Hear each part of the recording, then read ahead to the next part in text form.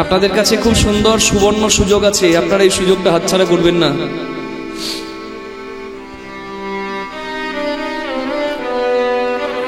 ব্রত উপবাস নিয়ে আমি অনেক কথাই বলি। আপনারা ইউটিউবে আমাদের একটা চ্যানেল আছে, সেখানে রেগুলার ভিডিও আপনারা পাবেন। সেটা হচ্ছে গিরিধারী স্টুডিও।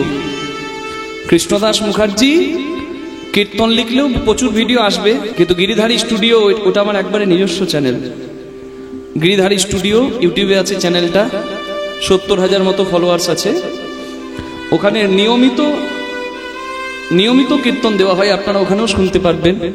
ফেসবুকে আছে, আমার পেজ আছে, আমার প্রোফাইল আছে কৃষ্ণদাস মুখার্জি কীর্তন, এবং আমাদের একটা পেজও আছে বাংলা কীর্তন স্টুডিও।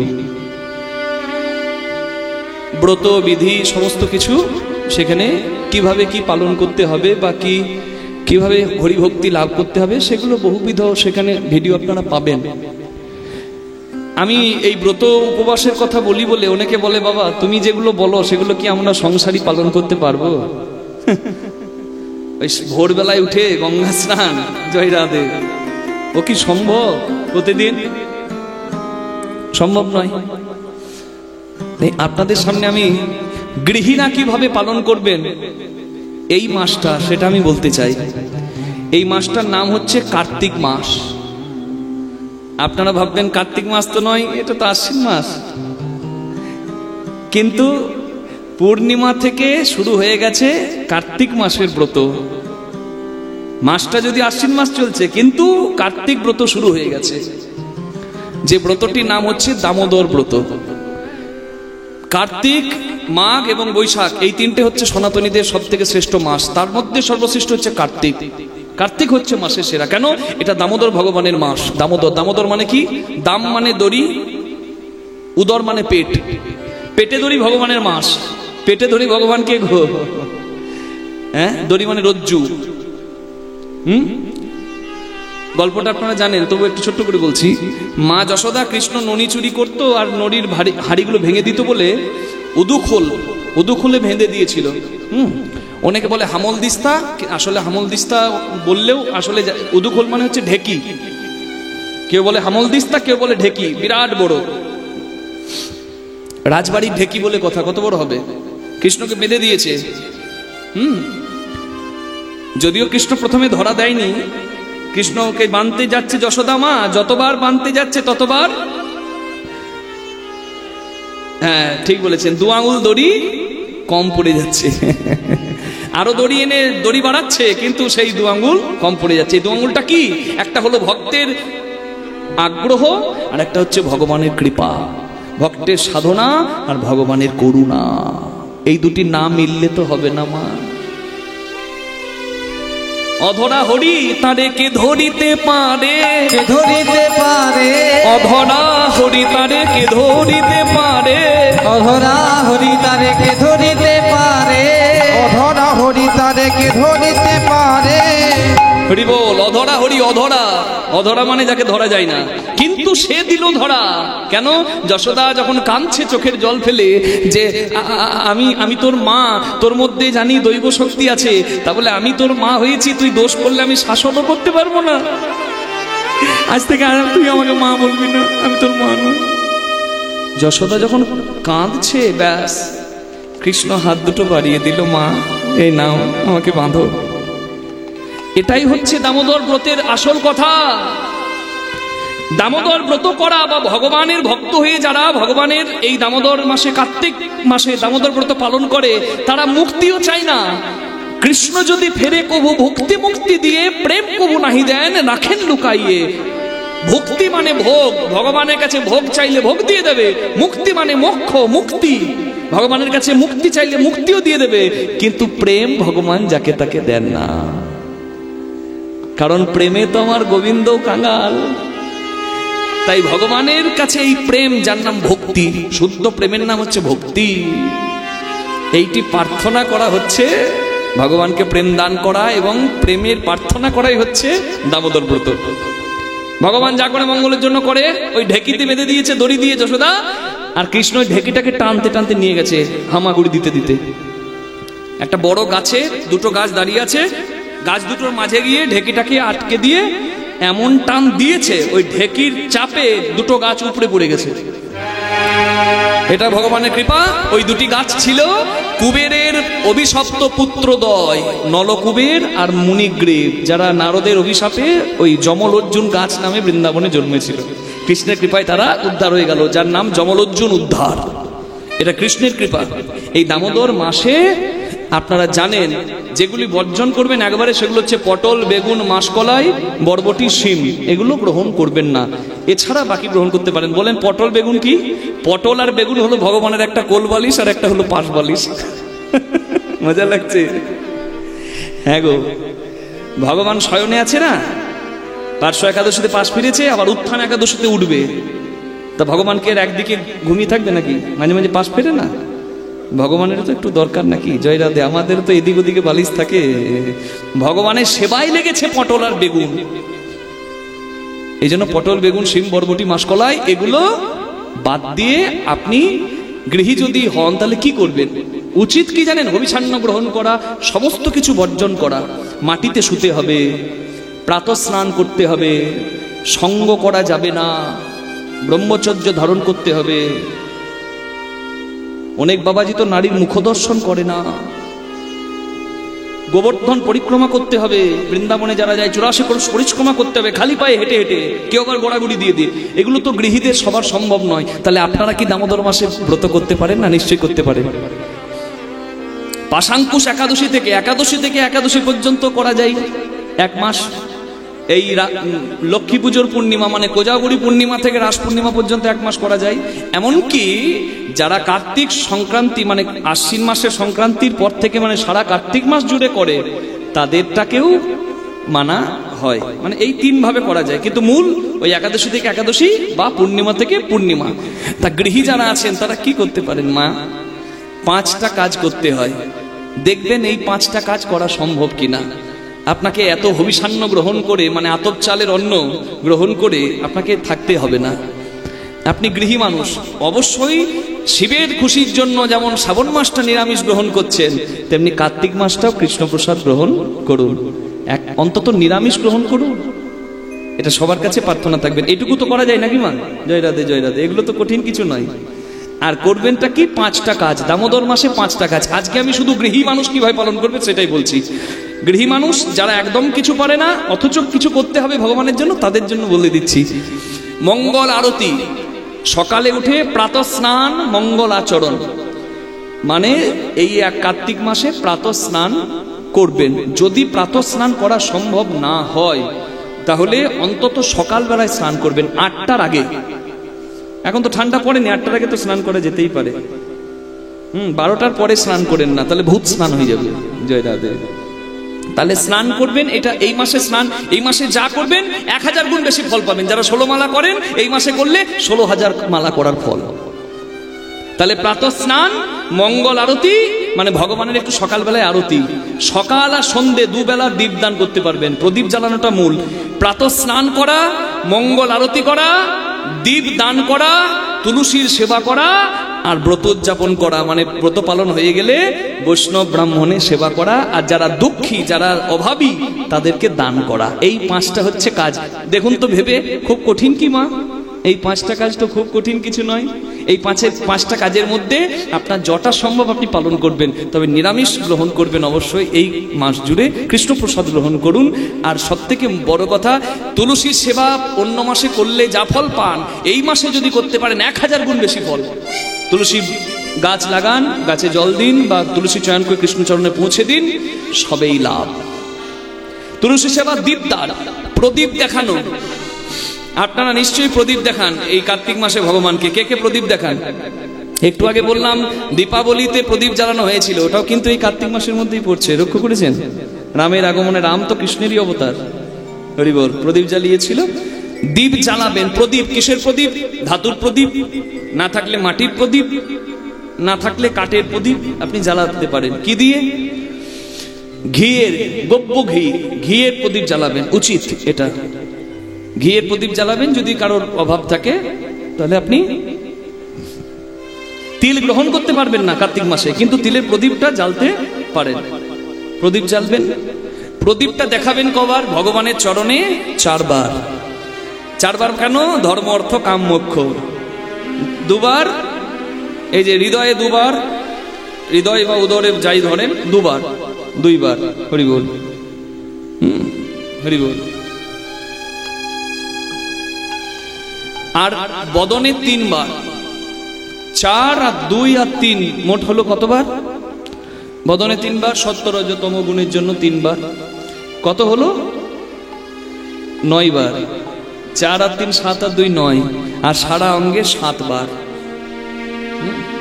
কারণ সপ্তম দ্বার পার হরি বৈঠত। 7টা দরজার পরে কিন্তু ভগবানের বাস। মানে বুঝতে পারছেন, সংযমী হতে হবে। To succeed in every field you have to be patient.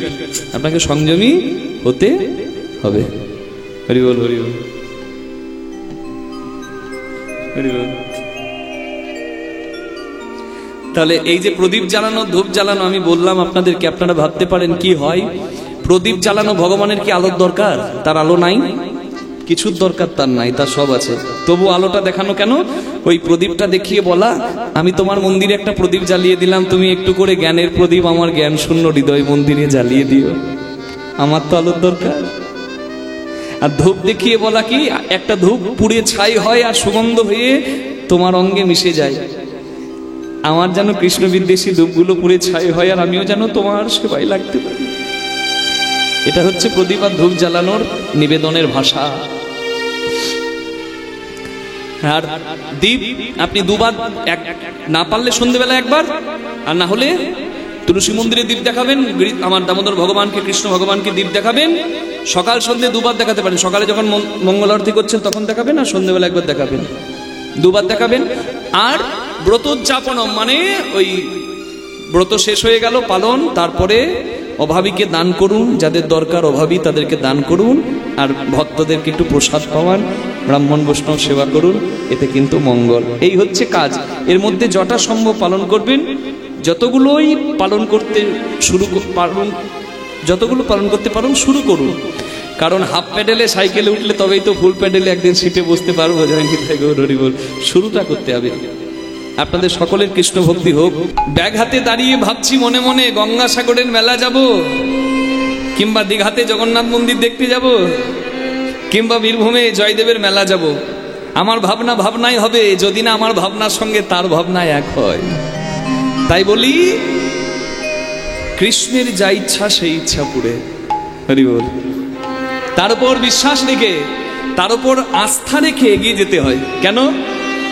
যতটুকু আমার আছে ততটুকু আমার থেকে কেউ নিতে পারবে না, আর যেটা আমার হবার নয় সেটা আমার করে কেউ দিতে পারবে না। হরি বল।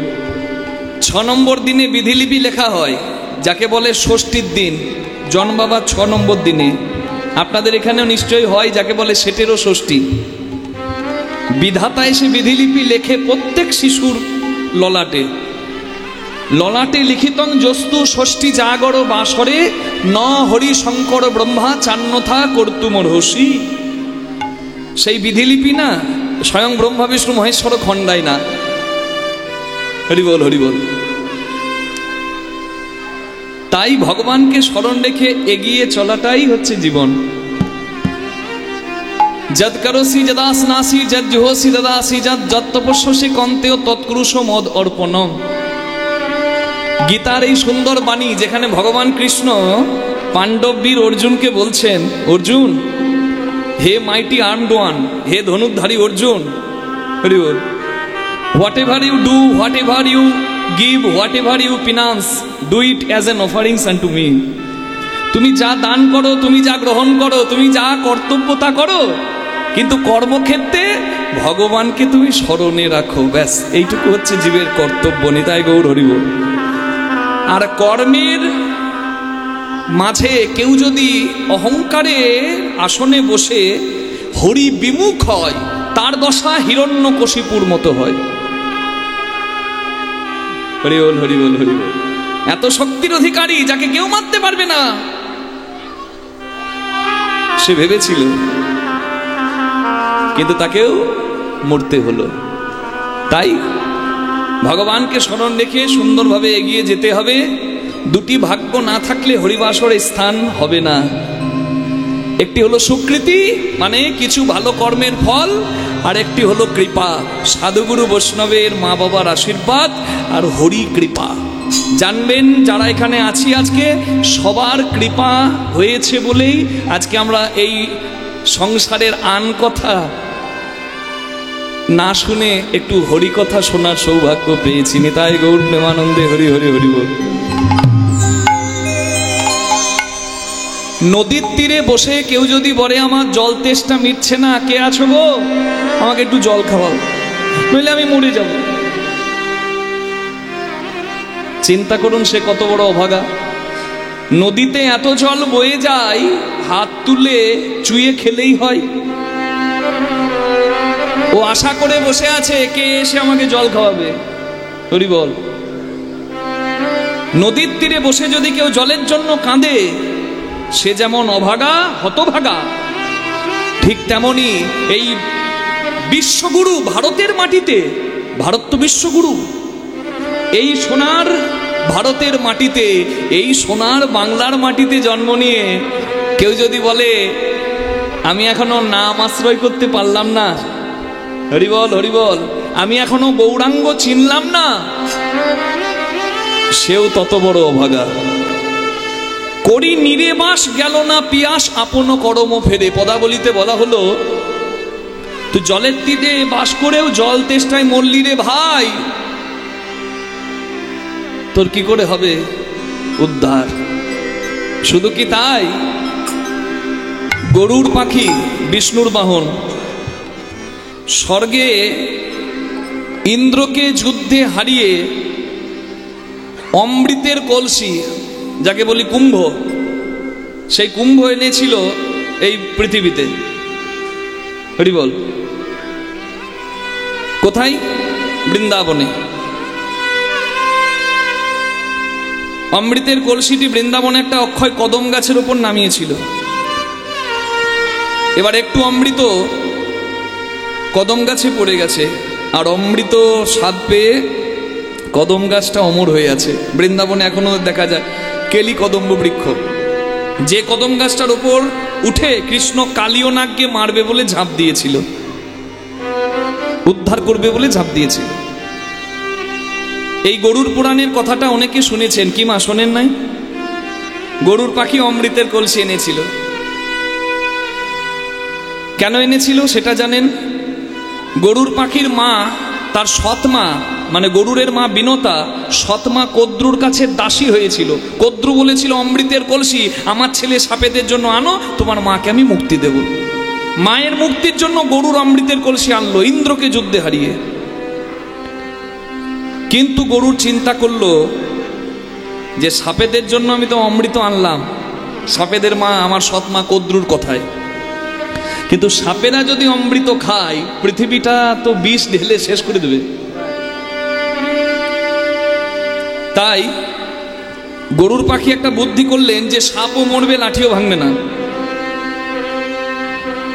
গরুর মহারাজ বৃন্দাবনের কিছু ধারালো ঘাস আছে যার নাম কুশ ঘাস, সেই কুশ ঘাসগুলোকে মাটিতে বিছিয়ে দিয়ে তার উপর অমৃতের কলসিটা নামিয়ে সৎমা কদ্রুর কাছে গিয়ে বলল, দেখো মা, তুমি বলেছিলে অমৃতের কলসি আনলে আমার মাকে মুক্তি দেবে, আমি এনেছি, দাও আমার মাকে মুক্ত করে দাও। কদ্রু বলে, বেশ, তুমি যখন কথা রেখেছো, আজ থেকে তোমার মা দাসবৃত্তি থেকে মুক্ত মুক্ত মুক্ত।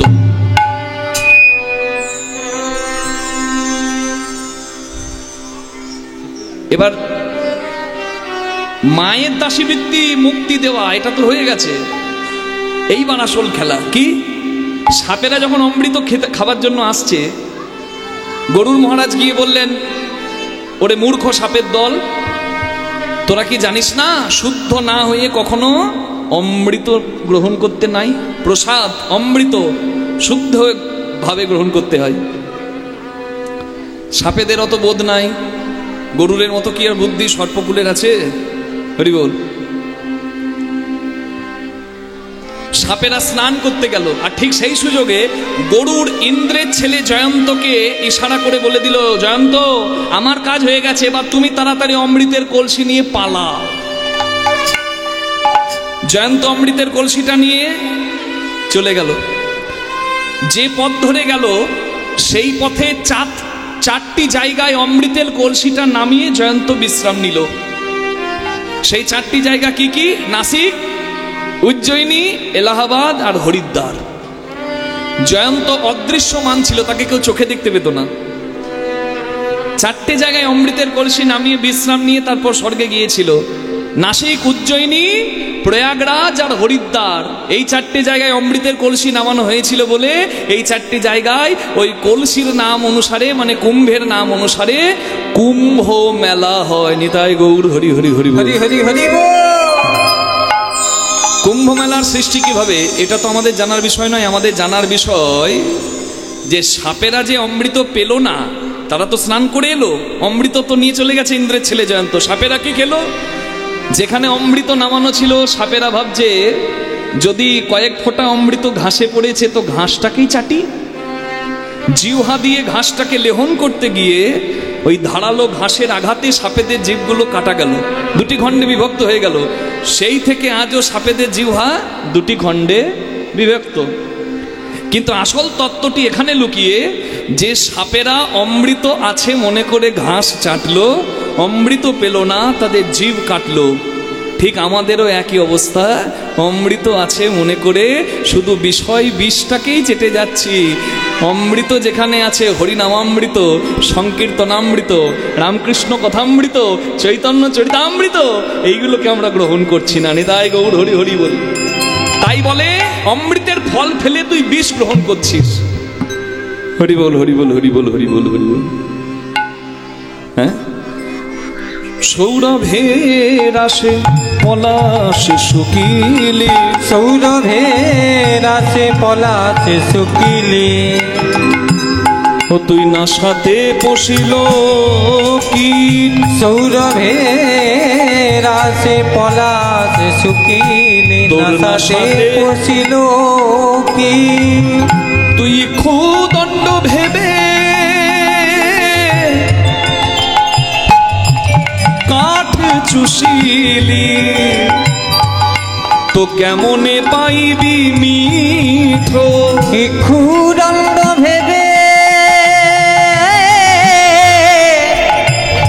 কাঠ চুষিলি, কেমনে পাইবি মিঠ?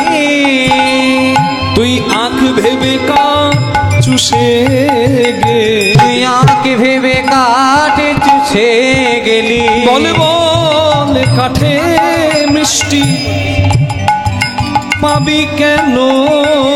আঁখ ভেবে কাঠ চুষে গেলি, কাঠে মিষ্টি পাবি কেন? আঁখ ভেবে কাঠ চুষে গেলি। হরি বল হরি বল। সংসারে বাঁচতে গেলে বিষয় সবার লাগবে, লাগবে না মা? লাগবে তো। খাবার দুমুঠো অন্ন, সেটাও তো বিষয়। পড়ার একটা যদি কিছু না লাগে অন্তত লজ্জা ঢাকার জন্য কপিন তো পরতে হবে, একটা শাড়ি তো লাগবে, সেটাও বিষয়। বিষয়ের বাইরে কেউ নয়। সাধু বৈষ্ণব সন্ন্যাসীর যেমন প্রয়োজন, গৃহী মানুষের তেমন প্রয়োজন। সন্ন্যাসীরা জপ তপ ধ্যান করবে, কিন্তু তাদের অন্নের জোগাড় করে দেয় কে? গৃহীরা। চাষি চাষ করে বলে আমাদের পেটে অন্ন আসে। মানে কি? সংসারে সবার প্রয়োজন আছে। হরিবল হরিবল হরিবল। সংসারী গৃহী গৃহে থেকে করবে ভগবানের স্মরণ, আর যারা সাধু সন্ন্যাসী মহন্ত তারা প্রয়োজনে গৃহের বাইরে থেকে করবে স্মরণ, জগৎ কল্যাণের চিন্তা। সবার বিষয় লাগবে, তবে বিষয় শেষ কথা নয়। বিষয় পরমানন্দ দিতে পারে না। তাহলে বিষয়ে বিষে অন্ধ হয়ে যেন আমরা না মরি, বিষয়ের মাঝেও আনন্দ এবং অমৃতের সন্ধান যেন আমরা করতে পারি। আখ চেবালে রস পাওয়া যায়, আখ মনে করে যদি কাঠ চেবাই রস পাবো মা? কি মা বলুন না, দাঁতগুলো ভাঙবে না? জয় রাধে। রস মানে কি? এখানে আখ চেবানো আর কাঠ চেবানো দুটো যেমন সমান নয়, তেমনি রসিকের সঙ্গ করার জগতে বেরসিকের সঙ্গ করাও সমান নয়। রসিককে রসিককে, যার মধ্যে রসবোধ আছে, যার ভক্তি রসে হৃদয়টা সুন্দর হয়েছে, যার সঙ্গে সঙ্গ করলে আপনি কিছু সৎ জ্ঞান পাবেন, আপনার সময়টা সুন্দর হয়ে যাবে। আর এমন মানুষের সঙ্গ আমরা করে ফেলছি সংসারে, যারা শুধু পরনিন্দা পরচর্চাতে ব্যস্ত থাকে। ওর ছেলে ভালো নয়, ওর মেয়ে মা গো কুলোটা, ওর বৌমা মা গো, ওর ছেলে ভালো নয়, মেয়ে ভালো নয়, বৌমা ভালো নয়, আর আমি ধোয়া তুলসী পাতা। হ্যাঁ,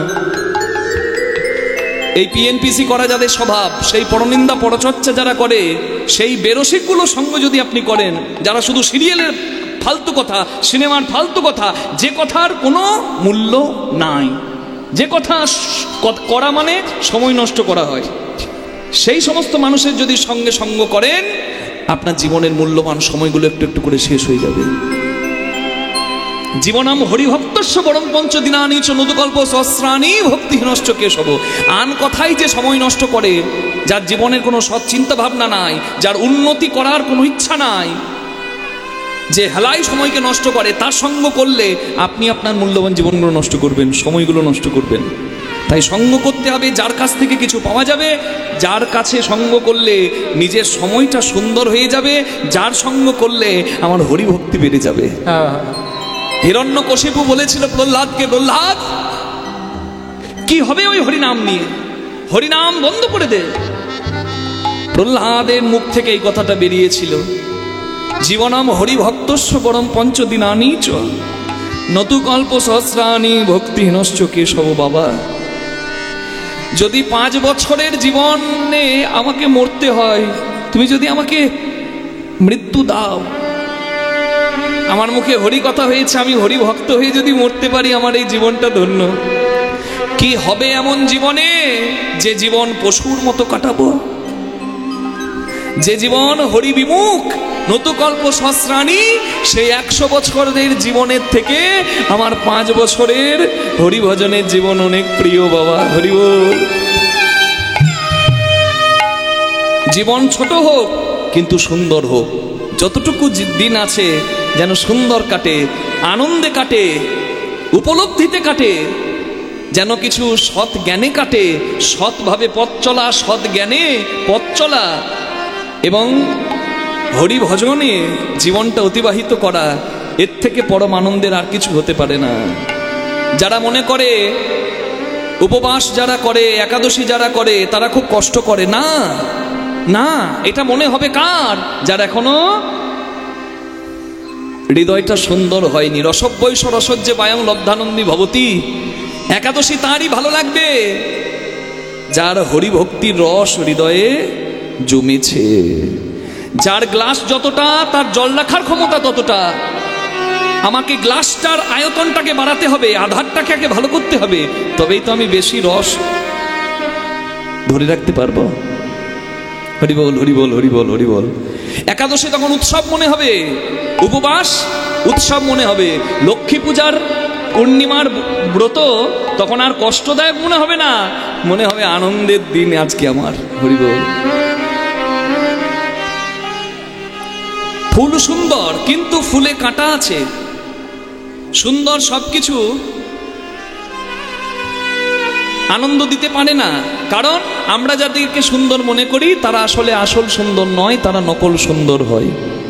ওরে মন ভুল করে মোর ভেবেছিলি, ভুল করে ফুল ভেবেছিলি, মন ভুল করে ফুল ভেবেছিলি, ভুল করে ফুল ভেবেছিলি, তাই তো কীটের জ্বালা খেয়ে মরলি। ভুল করে ফুল ভেবেছিলি, তাই তো কীটের জ্বালা খেয়ে মরলি। ভুল করে ফুল ভেবেছিলি। কি সুন্দর সাজানো হয়েছে দেখুন তো আজকে এই আঙ্গিনা। আহ, হরি বল, হরি বল, হরি বল। আজকে চারিদিকটা তাকিয়ে দেখুন, যে দিকটা তাকাবেন সেদিকটাই মনোরম। কত সুন্দর স্টেজ সাজানো হয়েছে, কত সুন্দর ব্যবস্থাপনা, কত সুন্দর লাইট। এই লাইটের আলোগুলো যাদের মুখে পড়ছে পাউডার ফেয়ার এন্ড লাভলি মাখা মুখগুলো বেশ চকচক চকচক করছে, আর আমরা বলছি বাবা কি সুন্দর গো, মেয়েটা সুন্দর, ছেলেটা কি সুন্দর। আসলে আমরা যদি সত্যি জানতাম সুন্দরের ডেফিনেশন, কে সুন্দর, কে সুন্দর, হাড় সুন্দর, চামড়া সুন্দর, রক্ত সুন্দর না, যে পাখি না থাকাতে এই সুন্দর শরীরের কোনো দামই নাই, সেই পাখি আসল সুন্দর। হরি বল। তাহলে আমরা নকল সুন্দরের পূজা করি। আজকে যাকে দেখে সুন্দর মনে হচ্ছে তার ভেতর থেকে যদি পাখি উড়ে দেয়, হরি বল, ওই সুন্দরের দিকে আর তাকাতে ইচ্ছা করবে না, সব শেষ হয়ে যাবে। তাহলে কে আসল সুন্দর এটা বুঝতে হবে, আর সেই সুন্দরকে ভালোবাসতে হবে, সেই সুন্দরের প্রতিবিধানের জন্য ব্যবস্থা করতে হবে। নকল সুন্দরগুলোর জন্য জীবনটা নষ্ট করে কি হলো মা বলুন তো? ফুল ধরতে গেলুম, কাঁটা মানে গোলাপ ফুল ধরতে গিয়ে কাঁটার জ্বালা খেলুম, আর ওই নাকে শুঁকতে গিয়ে ফুলের গন্ধ পোকার জ্বালার ফিরি পেলুম, বাবা ব্যাস হয়ে গেল, গল্প শেষ। এই সুন্দরের পূজারী হয়ে সুন্দরকে ভালোবেসে বাবা জগতে যে কতজন জ্বলছে আর বলার দরকার নাই, আপনারা বেশি ভালো জানেন। নিতাই গৌর প্রেমানন্দে হরি হরি বল। এ নকল সুন্দর জ্বালা দেয়, এ নকল সুন্দরের ফাঁদে যে পড়েছে তার সর্বনাশ। তাই আসল সুন্দরের ফাঁদে পড়ুন। ফাঁদে পড়লে যদি চোখের জলও পড়ে, ওই চোখের জল কষ্টের হবে না। কৃষ্ণ বলে কাঁদলে, তার ফাঁদে পড়লে, কৃষ্ণ বলে কাঁদলেও দেখবেন কত আনন্দ। নিতাই গৌর প্রেমানন্দে হরি হরি হরি হরি হরি। সংসারের জন্য কাঁদা মানে এ কাঁদায় শান্তি নাই, কিন্তু যদি হা কৃষ্ণ গোবিন্দ বলে কাঁদে কেউ, তার কাঁদাটাও আনন্দের হয়ে যায়। হরি বল। তাহলে যে কৃষ্ণ বলে কাঁদতে শেখালো তার নাম শ্রী গৌরাঙ্গ। তাই ভজ ভজ একবার গৌর ভজ, ভজ একবার গৌরী ভজ, ভজ ভজ আমার নিতাই ভজ, ভজ ভজ একবার গৌরী ভজ, ভজ ভজ আমার নিতাই ভজ, ভজ ভজ একবার গৌরী ভজ। আমার গৌর ভজলে ব্রজে যাবে, ভজ ভজ একবার গৌরী ভজ, গৌরী ভজিলে বজে যাবে, রাধা কৃষ্ণ চরণ পাবে, গৌরী ভজিলে ব্রজে যাবে, রাধা কৃষ্ণ চরণ পাবে, গৌরী ভজিলে ব্রজে যাবে, রাধা কৃষ্ণ চরণ পাবে, গৌরী ভজিলে ব্রজে যাবে। ভজ ভজ একবার গৌরী ভজ। তাহলে সংসারে থেকে কর্তব্য কি? সদ্গুরুর চরণাশ্রয় করে, সাধু সঙ্গ করে হরিভজন করা। সংসারে আসিলি গোড়া না ভজিলি, সংসারে আসিলি গোড়া না ভজিলি, সংসারে আসিলি গোড়া না ভজিলি, সংসারে আসিলি গোড়া না ভজিলি, শুনিলি সাধুর কথা মনে রে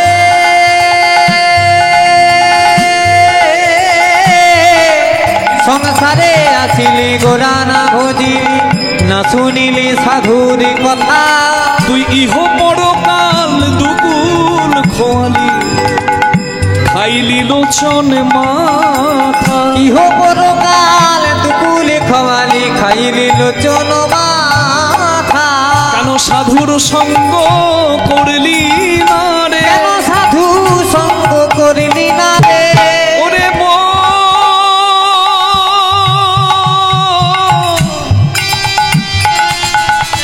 কেন সাধুর সঙ্গ তুই করলি না রে, কেন সাধুরি সঙ্গ ও তুই করিলি না রে, ভবে যেমন এলি তেমন গেলি, সাধু সঙ্গ করলি না রে, ভজে যেমন এলি তেমন গেলি, শুধু ভূতের বেগার খেটে মরলি, যেমন এলি তেমন গেলি, বেকার খেটে মরিলি, যেমন এলি তেমন কেন গেলি, ভূতের বেকার খেটে মরিলি, যেমন এলি তেমন গেলি। কেন সাধু সঙ্গ করিলি না রে, ইহ পরকাল দুকুল খাওয়ালি, খাইলি লোচন মাথা। বোঝা বয়ে যাওয়া মানে সংসারে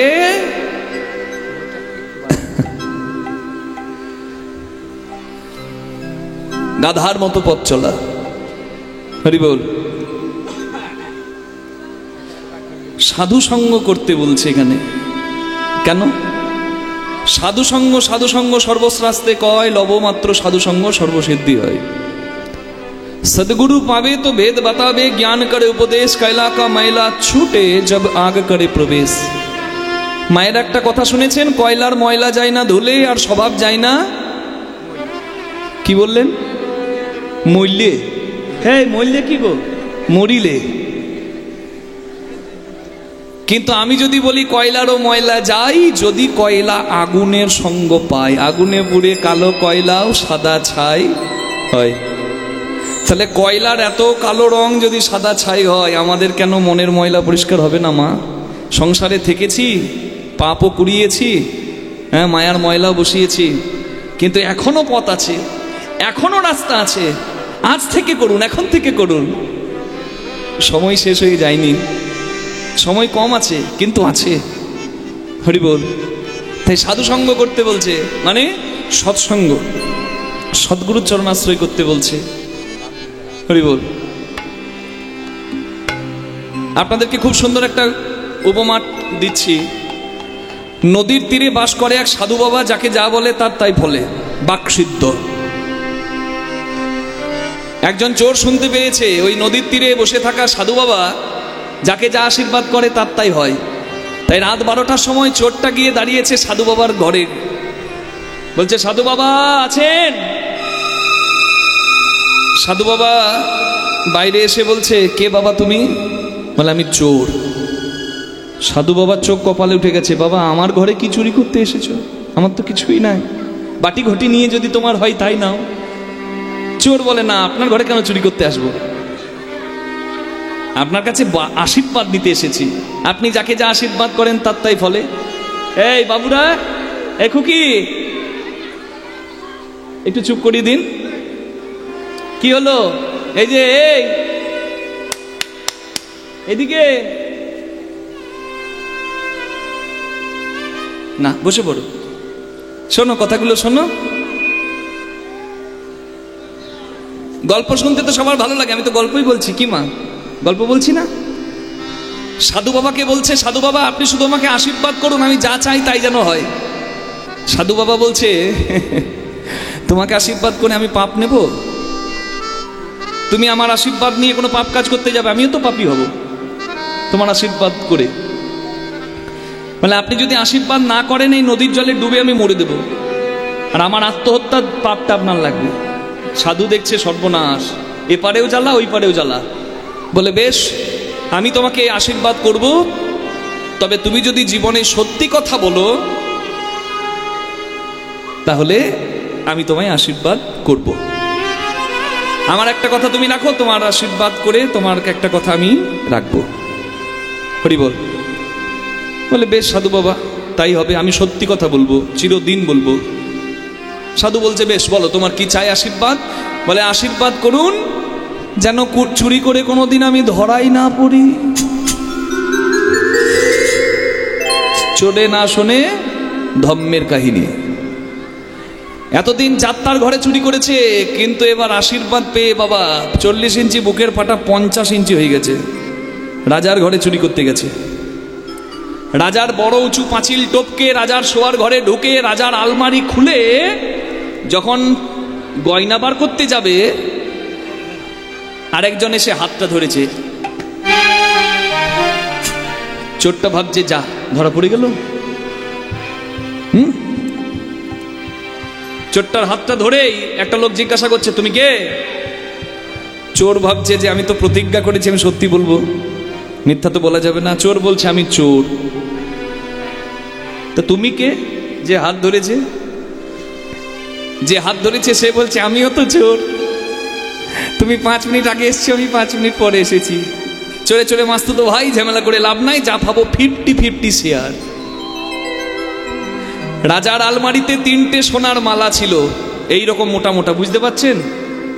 কত টাকা ভরি বলুন তো? 1,20,000 নাকি? 3টে সোনার মালা, মানে একটা মালাতেই প্রায় 1.5-2 কেজি, আর জীবনে চুরি করতে হবে না। ওই সোনার মালা 3টে দেখে চোর বলছে যে শোনো ভাই, তুমিও চোর আমিও চোর, অভাবে চুরি করতে এসেছি, একটা মালা নিলেই জীবনে আমাদের আর কিছু লাগবে না, তুমি একটা মালা নাও। আমি একটা মালা নিলুম আর একটা রাজার জন্য রেখে দিল।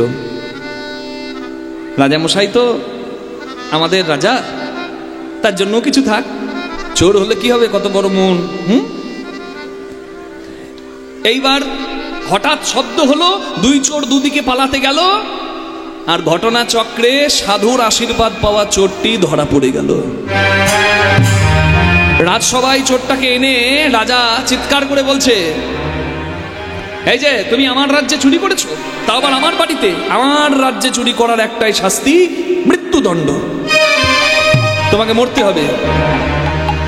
তা যদি তুমি সত্যি কথা বলো, তোমার শাস্তি একটু কমিয়ে দেব। বলো তুমি কি চুরি করেছো?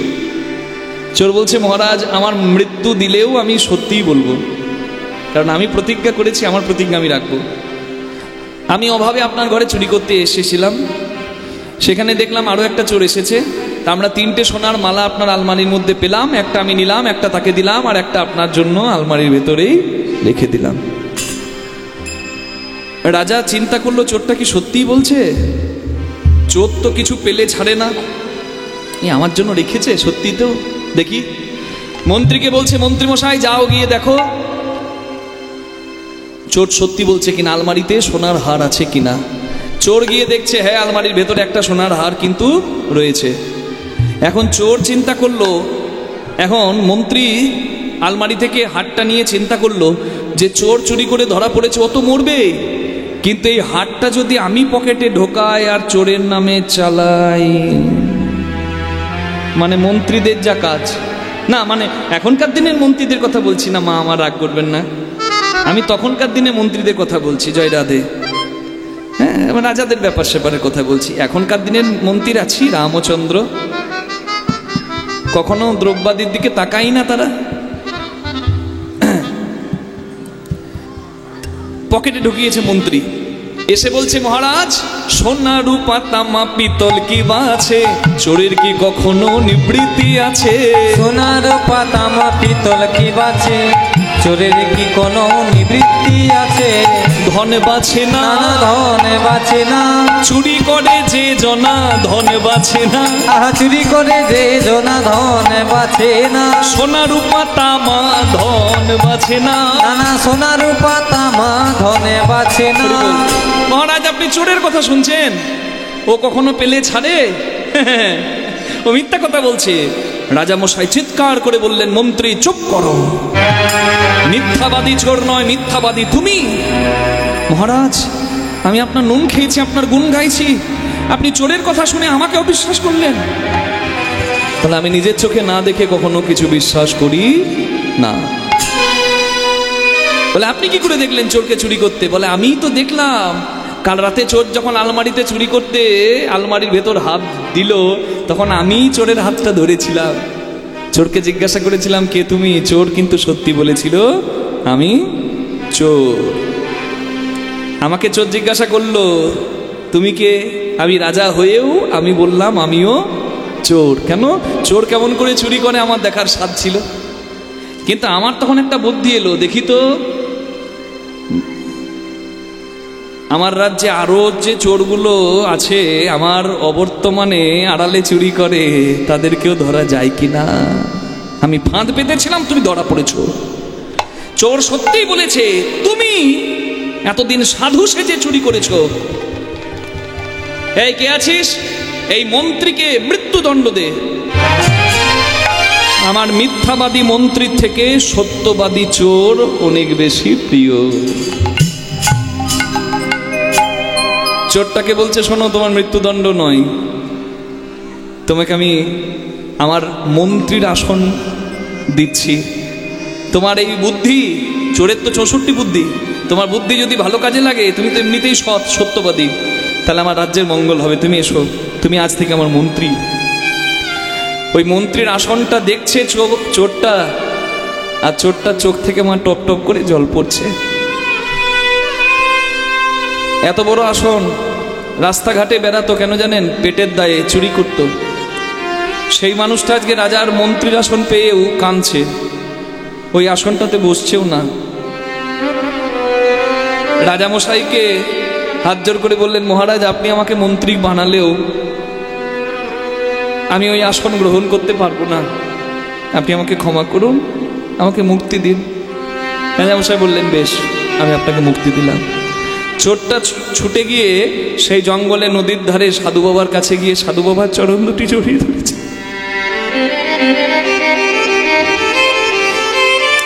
চোখের জল দিয়ে সাধুর চরণ দুটি ধুইয়ে চোর বলছে, সাধু বাবা, জীবনে একদিন সাধুর কথা শুনলে, সৎসঙ্গ করলে যদি রাজার মন্ত্রীর আসন পাওয়া যায়, তাহলে সারা জীবন যদি সাধুর সঙ্গ করি আর সৎপথে চলি, জগতের যিনি রাজা তার চরণে নিশ্চয়ই একটু আসন আমি পাবো। নিতাই গৌর হরি হরি বল।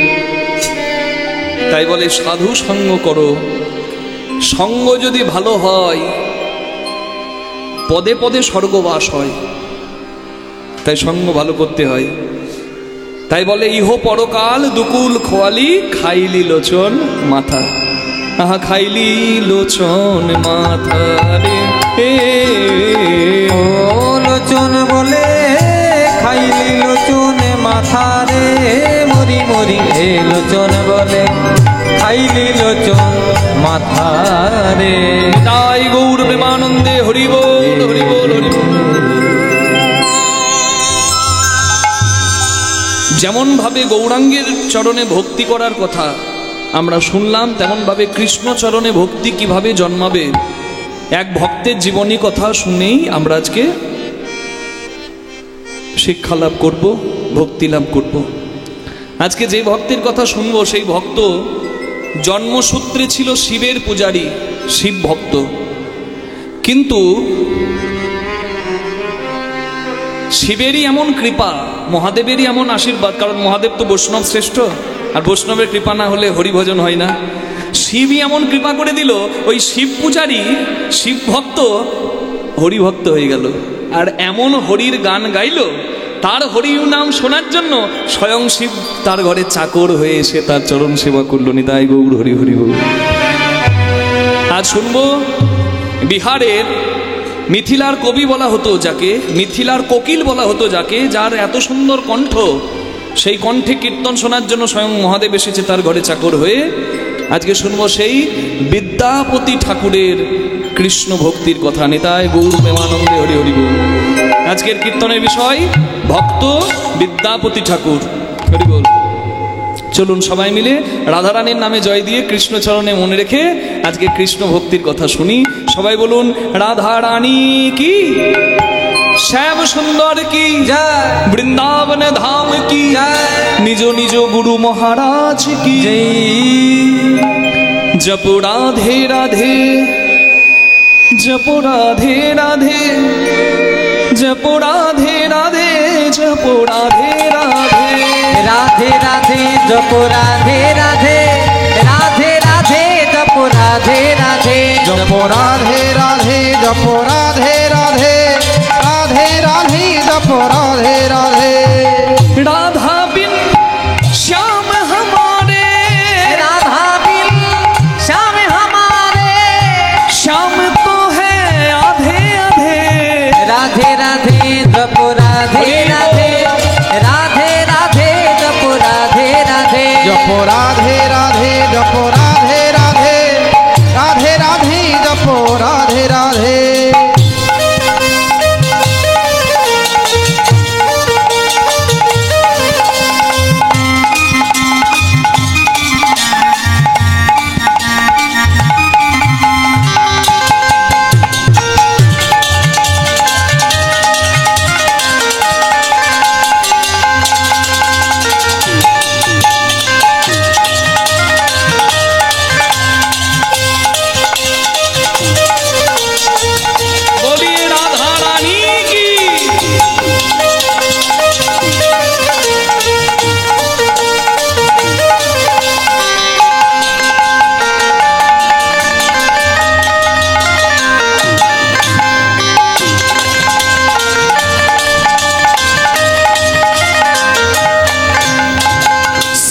छवि मोहन मूर कान्हा रूप निराला है। सुंदर छवि मोहन मूर्ति कान्हा रूप निराला है। कजरारी नैनन वाला श्याम बड़ा मद वाला है। कजरारी नयन वाला सामे बड़ा मत वाला है। राधा गोरी गोरी है, राधा गोरी गोरी है। सांवला कान्हा लगे। राधे राधे जपो राधे बोलिए राधे राधा रानी राधे राधे जपो राधे राधे। जपो राधे राधे जपो राधे राधे राधे राधे जपो राधे राधे।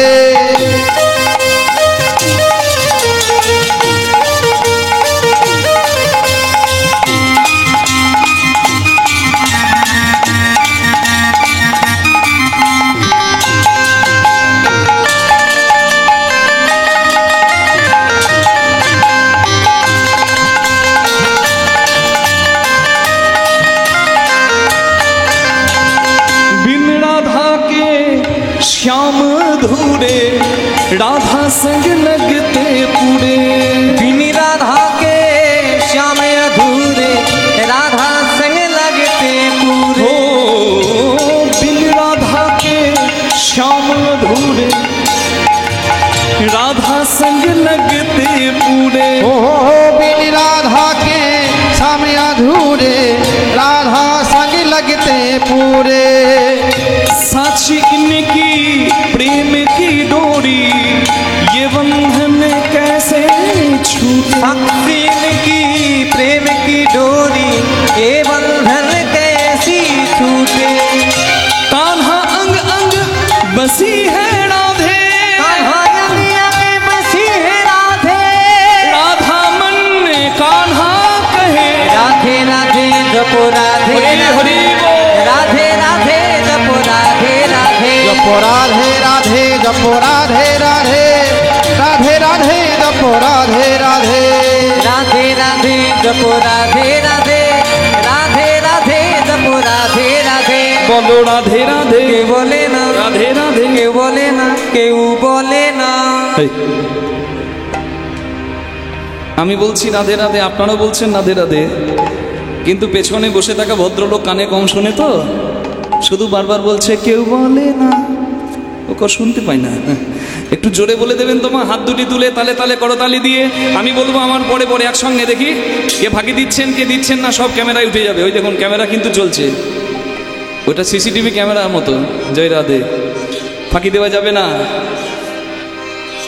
দুটি হাত তুলে সবাই মিলে রাধে রাধে রাধে রাধে, বাহু তুলে সবাই মিলে राधे राधे प्रेम से बोलो ओ राधे राधे। जय जय ओ राधे। राधे कृष्ण भानु दुलारी, ओ राधे राधे हमारी प्यारी, ओ राधे राधे हम सबकी प्यारी, राधे राधे प्यारी प्यारी राधे राधे हरिदास दुलारी। राधे राधे बोलो वृंदावन में, राधे राधे बोलो गोवर्धन में, राधे राधे बोलो गिरिराज में, राधे राधे मधुबन जी में, राधे राधे नान घाट में, राधे राधे केशी घाट में, राधे राधे प्रेम से बोलो राधे राधे आके बिहारी, राधे राधे मुरारी ओ मोहन, राधे राधे राधा दामोदर, राधे राधे मदन मोहन जी, राधे राधे जय जय राधे राधे राधे श्याम मिलाधे, राधे राधे वृंदावन में, राधे राधे राधा कुंड में, राधे राधे श्याम कुंड में, राधे राधे गिरी गोवर्धन, राधे राधे बरसाने में, राधे राधे रावल धाम में, राधे राधे बोलो गोकुल धाम ओ में, राधे राधे बोलो नंदगांव में, राधे राधे बोलो बाहु तुले, ओ राधे राधे सबाई मिले राधे राधे जय जय राधे राधे राधे श्याम मिलाधे, राधे राधे प्यारी राधे, राधे राधे प्यारी राधे, राधे राधे बोलिए राधा रानी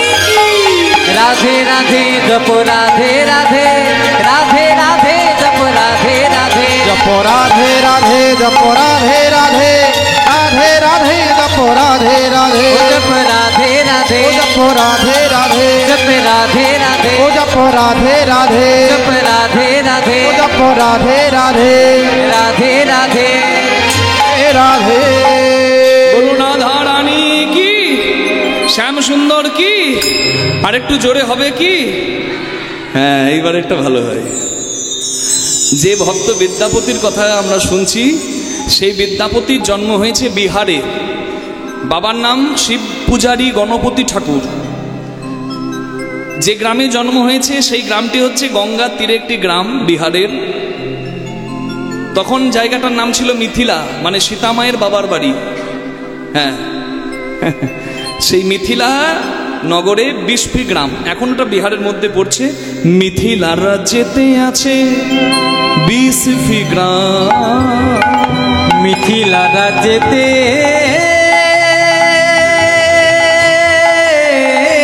আছে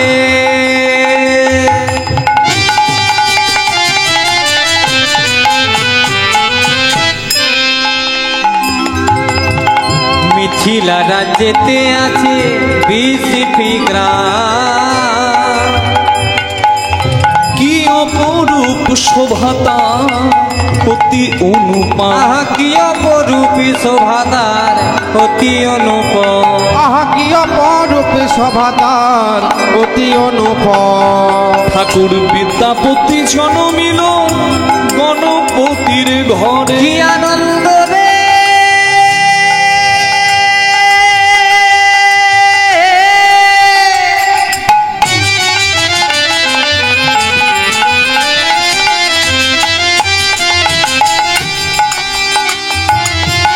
আনন্দের বালাই যায় বালাই যায়,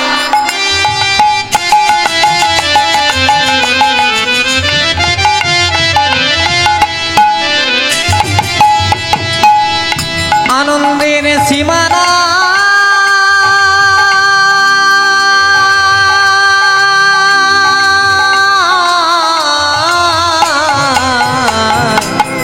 বিদ্যাপতি জন্মিল গণপতির ঘরে। আজ পাড়া প্রতিবেশী সবে জয়ধ্বনি করে, পাড়া প্রতিবেশী সবে জয়ধ্বনি করে, ওই পাড়া প্রতিবেশী সবে জয়ধ্বনি করে।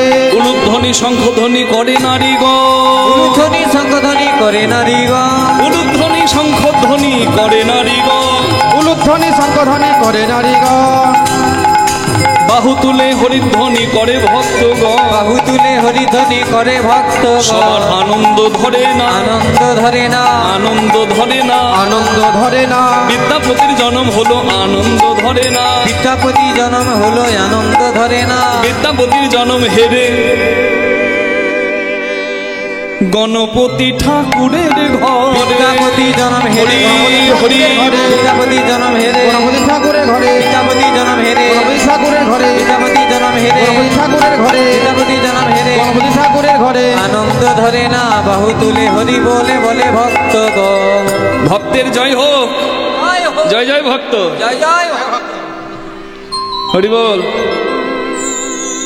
আপনারাও জয় দিলেন, জয় দিলে জয়ী হওয়া যায়, তাই জয় দিতে কোনো কৃপণতা করতে নাই। জয় নিতাই। বেছে বেছে জয় দিলে বেছে বেছে কৃপা পাবেন, জয় নিতাই। যাচাই পাবেন না, কৃপা কৃ করো পা পাবে। হরি বল। আমরা পাই তবেই তো যাই নাকি মা, এমনি এমনি কি কোথায় যায়? আমরা তো কলির মানুষ। জয় রাধে। শিব ভক্ত গণপতি ঠাকুরের ঘরে বিস্ফি গ্রামে জন্ম নিলেন তার একমাত্র সন্তান। ছেলের নাম রাখা হবে যেদিন, ব্রাহ্মণ এসেছে, বৈষ্ণব এসেছে, পণ্ডিতরা এসেছে। ছেলের নাম রাখার দিনে ছেলেটির হাতের কাছে রাখা হয়েছে একটা পাত্রে কড়ি, একটা পাত্রে মুদ্রা, একটা পাত্রে ধান, একটা পাত্রে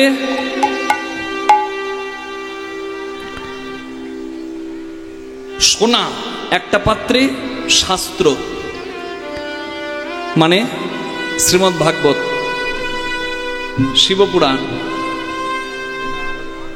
ছেলেটা হামাগুড়ি দিয়ে ধান ধরল না, সোনা ধরল না, কড়ি ধরল না, ওই গ্রন্থটাকে বুকে জড়িয়ে ধরেছে, গ্রন্থগুলোকে। পণ্ডিতরা জয় জয় দিল, বলল এই ছেলে আর 5টা ছেলের মতো হবে না, এই ছেলে পরম বিদ্যান হবে। আর স্বদেশে পূজ্যতে রাজা, বিদ্যান সর্বত্র পূজ্যতে। মনে রাখবেন, বিদ্যার জয় দিতেই হবে। বিদ্যার জয় যদি কেউ না দেয় তাহলে সর্বনাশ হয়ে যাবে সেই দেশের। যে দেশে শিক্ষার সম্মান নাই সে দেশের ভবিষ্যৎ সর্বনাশে, সেই দেশের সর্বনাশ নিশ্চিত। বিদ্বান জগৎ জুড়ে সম্মান পাবে।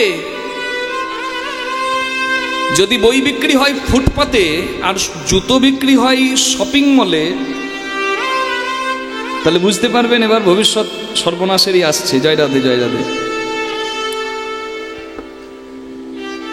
শিক্ষাকে যদি ছেলে খেলা বানানো হয় সর্বনাশ হয়ে যাবে সেই দেশে। একদম বাস্তব কথা। শিক্ষার মর্যাদা যে দেয় তার মর্যাদা চিরদিন রয়। নিতাই গৌর প্রেমানন্দে হরি হরি হরি বল। তাই আমি আপনাদের এখানে সবাইকে বলবো, কখনো যেন শিক্ষার ব্যাপারে কোনো কম্প্রোমাইজ করবেন না। ছেলে মেয়ে যদি পড়তে চায় তাকে পড়তে দিন। পড়াশোনার মূল্য অর্থ দিয়ে বিচার করতে যাবেন না, যে এত কষ্ট করে পড়লি ক টাকা তুই করে দিচ্ছিস। না, অর্থ দিয়ে কোনোদিন বিচার হবে না। যদি সত্যি শিক্ষা গ্রহণ কারোর মধ্যে থাকে, যদি শিক্ষা এবং জ্ঞান কারোর মধ্যে থাকে, একদিন না একদিন তার কাছে সবাইকে মাথা নামাতেই হবে। নিতাই গৌর প্রেমানন্দে হরি হরি হরি বল। জানি তাই